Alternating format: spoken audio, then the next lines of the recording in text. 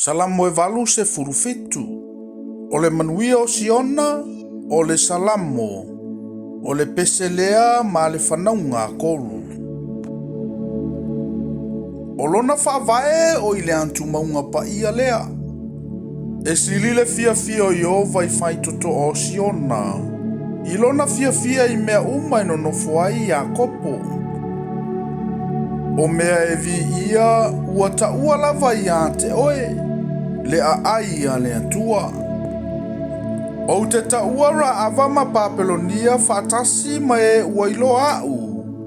Fauta, o Filisitia, Maturo, a toa ma Aitiope, na whana wai le nei tangata.